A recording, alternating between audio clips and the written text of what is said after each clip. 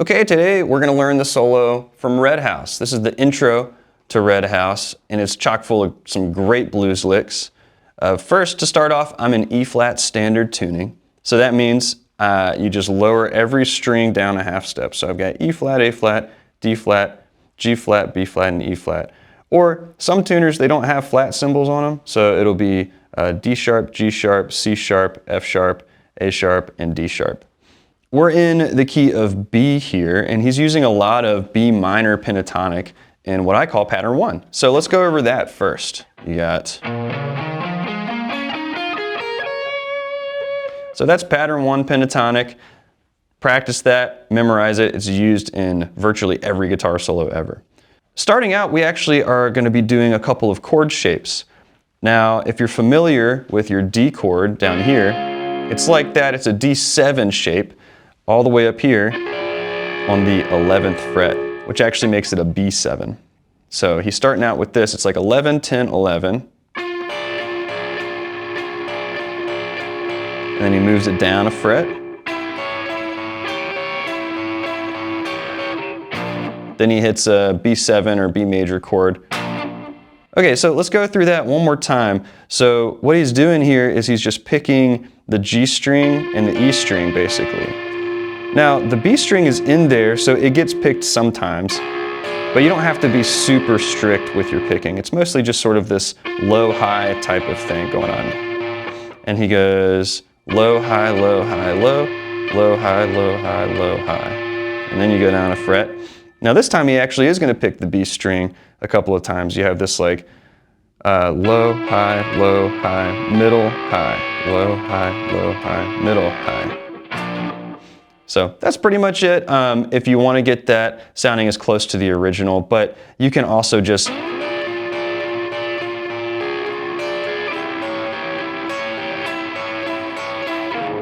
kind of improvise your own rhythm there is totally fine too. All right, let's get into this next lick. So this is now going to be in our B minor pentatonic scale.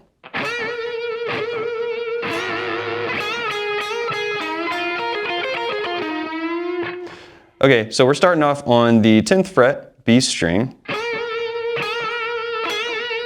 Bend that 3 times, and then we're going to bend up and down. So that's all on the same fret. Bend, bend, bend, bend, unbend, bend, unbend. And now we're going to the G string. Do this a little bit longer lick here. So you got 9th fret G string, and then 7B, 7E. And those first 2 notes are kind of slow. Then when you hit the E string, it starts going a little faster. We're going to go 7, 10, 7. Back up to the E string, 9, 7, 10, 7. And then kind of land back where we started this lick. All right, that's it for that lick. Let's move on. So here's the next one.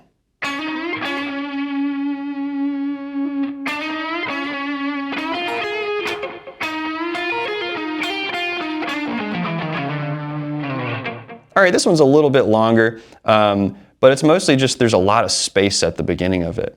So he does do this 9th fret bend down to 7 on the G string, but the way he's leading into the 9th fret bend is a little interesting. The first one sounds like he does a grace note hammer-on from 7. So you hear that.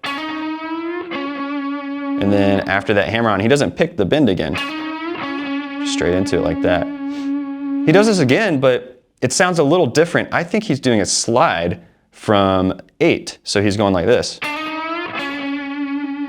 Virtually, they're kind of the same. So again, if you're not looking to get this sounding 100% like the original, you know, that sounds great too.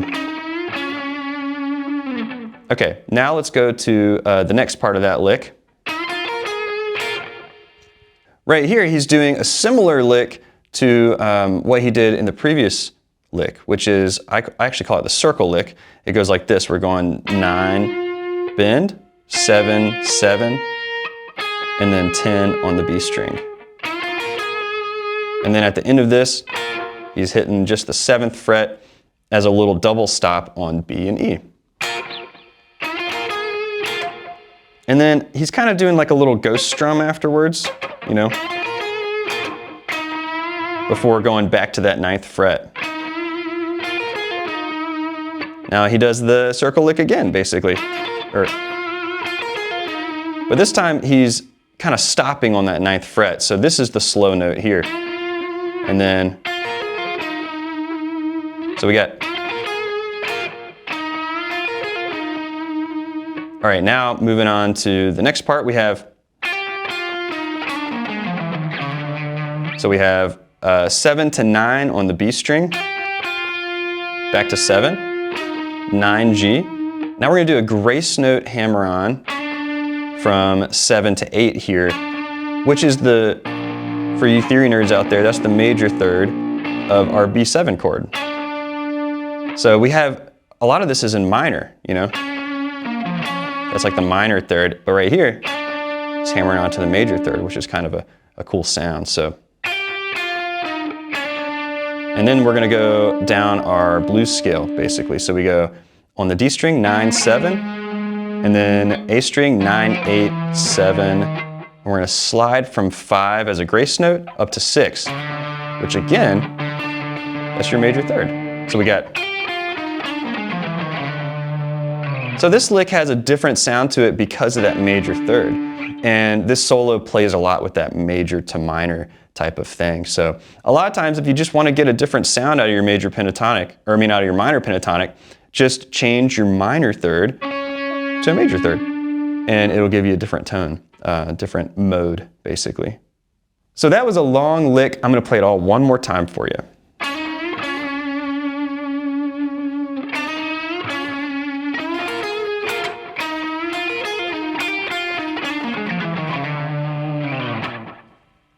The next lick goes like this. All right, so this is a scale that I like to call the diagonal pentatonic scale. And just like we were kind of doing more major tonality in the last lick, this is derived from B major pentatonic. So you may be familiar with this pattern. That's the diagonal pentatonic scale from B, that would be B major. We're doing a little bit of that. So the way I'm starting it off is kind of sliding from anywhere on the E string up to 11 on E. And then we're going to come up 9, 11 on A to 9 on D. Now we almost do the same lick an octave higher, going 11 to 13 on D, and then 11, 13 on G, and 12 on B. So we have, but here's the difference. On that octave higher, he gets that 12 on the G string in there. So it kind of has like a little bit more of a slurred feel. You have this, and then we end on the 14th fret, doing a full bend. Okay, next lick.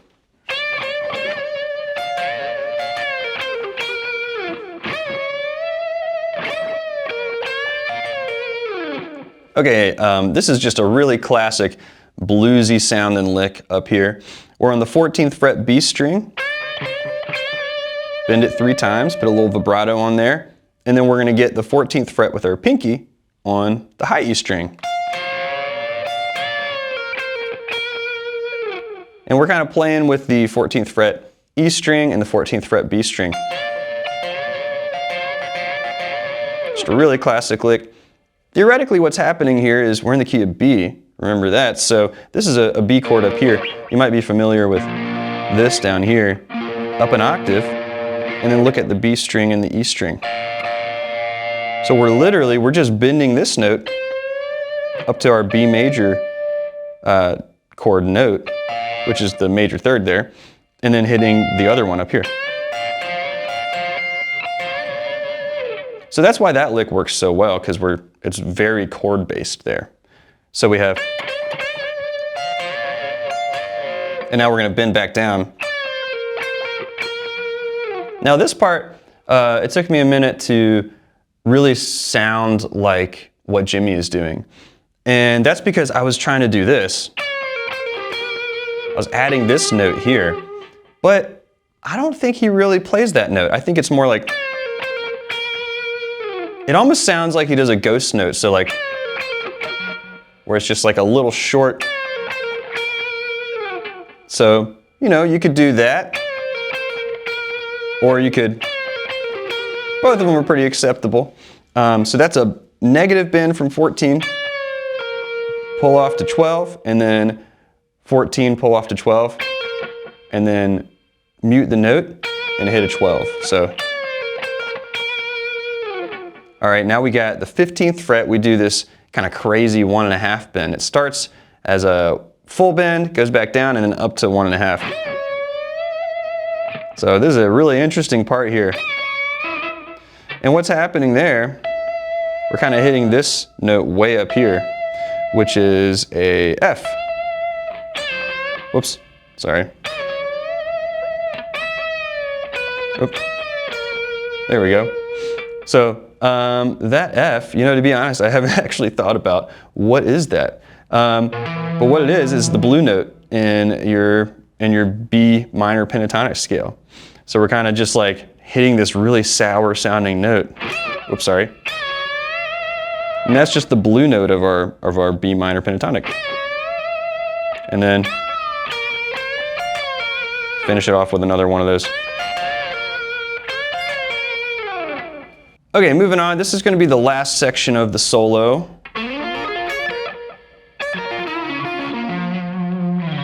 Okay, we end with two kind of quick, hard to decipher licks here. What I came up with was this. Sliding kind of from anywhere, we're going into that major third. So remember how we were doing minor third and major third earlier? This major third is going to kind of be the first note of our circle lick, like when we were doing. So we're sliding into that and then going up 7, 7, and then we're going to come down 10 and 7. Okay, so that 8 is sort of taking the place of our 9th fret bend as the first note of our circle lick. So instead of, we're going 8, 7, 7, back to the B string, 10, pull off the 7. And now what we're going to do is end with a little, which is the 10th fret on the high E string. It's giving it like a little tiny bend and then pulling off the 7. It's just like this lick that is barely there, you know, it just happens really quickly. Now the final lick, this I actually kind of had to take some creative liberty with because it just sounds a little flubbed, and I don't mean that in a bad way, it's just, it's hard to decipher the exact notes that are happening here. Here's what I came up with. Okay, so we're starting on that 10th fret E string again, doing a little tiny like quarter bend, coming down 7E, 7B, and then we're gonna do a bend up and down on 9G, pull off the 7, back to 7B, 7G, and then 9D, 9A. So that's like a B minor chord there. And we end on an F sharp, which is the root of our 5 chord in this key. So one more time here, or those two licks together.